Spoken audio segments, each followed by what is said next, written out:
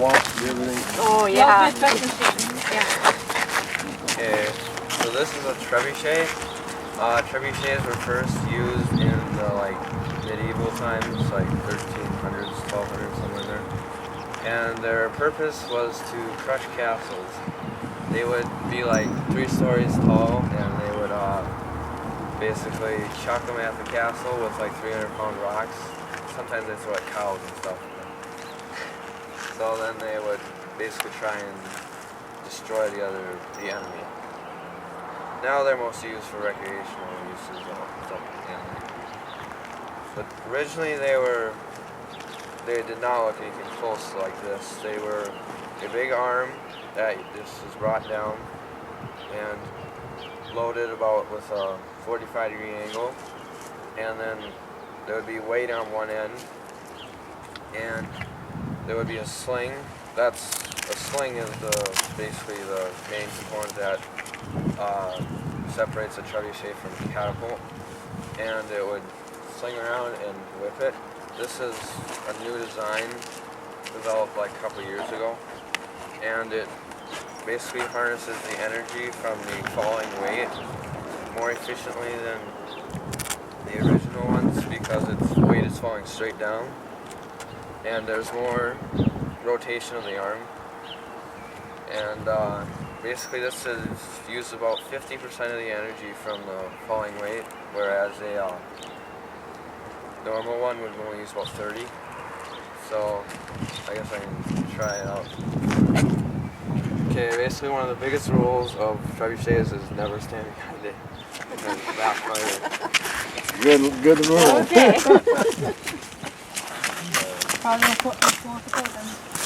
So this cord here is a 3,000-pound test. This is right here. Spectre cord used for like climbing. And this is Kevlar. Everything has to be really strong. This is made for throwing baseballs. I'm throwing it with the ball today so I don't put any holes in cars or stuff. So each of these sprockets is different lengths so that when it gets further down, the sprockets down here is what they're called, are shorter so that it whips the arm around faster. And then this is the trigger, you call it. And one of the most important things of a trebuchet is the safety, so you don't want it firing off when you're down working with it. My projectile is a wiffle ball today. And the counterweight is what the term is for the weight that powers the machine. It's all powered by gravity. Mine's about 16 pounds.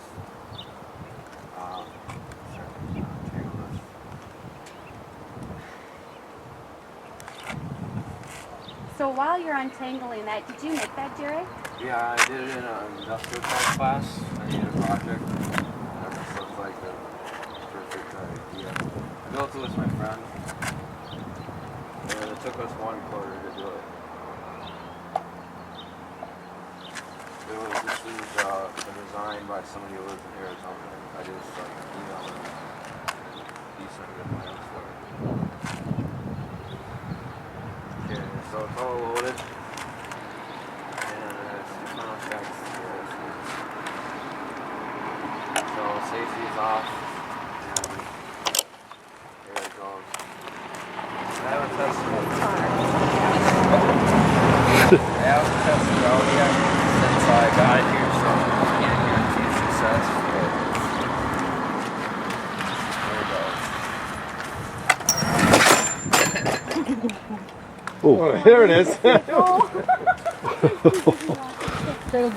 So normally I use baseballs, and it throws them at about 120 miles an hour, about 600 feet. Once I get about all this weight on here, about 60 pounds. So that's pretty much. So Jared, wind it up again, Yeah. and can you maybe slowly?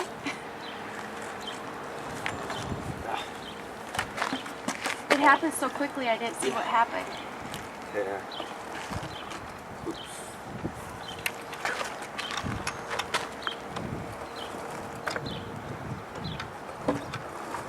Yeah, the release mechanism is done by like a little pin at the top made of aluminum. It's right here. So basically, here I'm gonna get the weight off so I don't hurt myself. So when did it actually let go of it? Right when basically the arm was probably about right here. And I'll show you more details. Okay.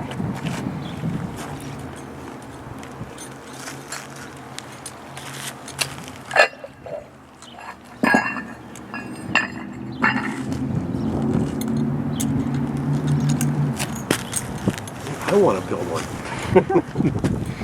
Did scouts at one point have something where they actually had contests for that? Yeah, like in remember we went to you might not have been there, but we went to like the castle, you know, and Cub Scouts, like that. and we had to make those little marshmallow shooters or something like that. I think that was Litchfield? Yeah, Litchfield, where they have that one that we they had- we actually had- sling them out there. That was about 300 feet, I think. Okay. The ones that they have at the competition throw about 2,000, half a mile. There's a team that thinks they're going to be able to throw over 4,000 feet this next year. And those, the difference between that and this is one's a catapult and one's a. Well, this is a trebuchet. It's just a different type. Okay. There's multiple types. The trebuchet is basically a catapult with a sling, Okay. and the only power is from gravity. Okay. So the way it works is so this sling right here.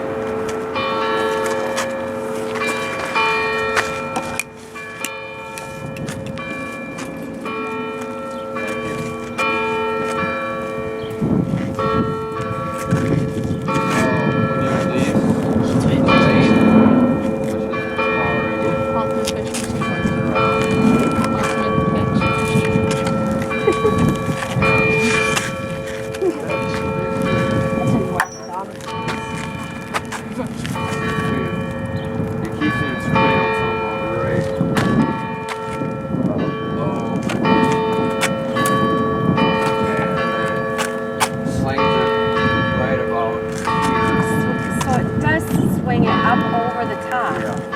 And the pin, the way you adjust the height is this pin can move back and forth. And then when it gets about right here, then it kind of releases and going down that way. Wow, that's a lot of research. Interesting. Mason, do you have a question? Do you know how far the farthest catapult point? Probably the pumpkin ones. They build about 60 feet tall. The record right now is 2,800, like 35 feet, with a 10-ton pumpkin. That's a half a mile. Yeah. Wow. Jacob? Are you planning to end up doing pumpkins? It's really expensive, because you need like steel and I don't have anything weld or anything like that.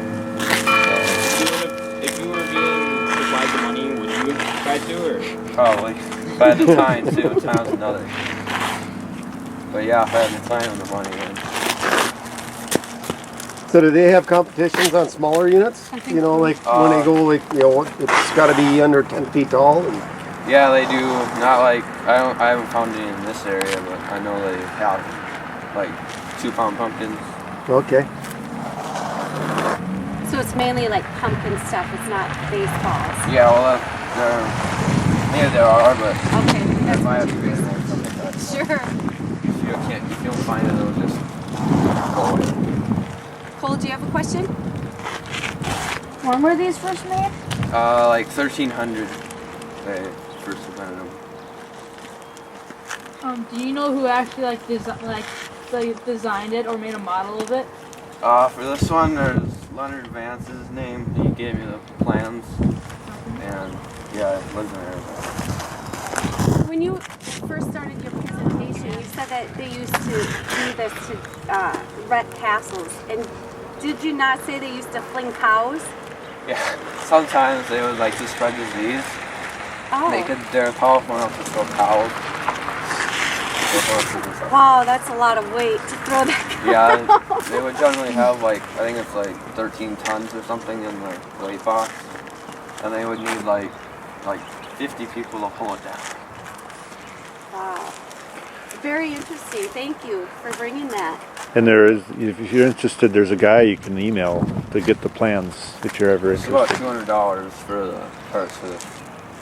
Mostly expensive in the rope. But the plans are free, basically. But have you ever run across that though, where they've had scout competitions with these? I've never. I know they talked about it up at the castle once. Yeah, in the castle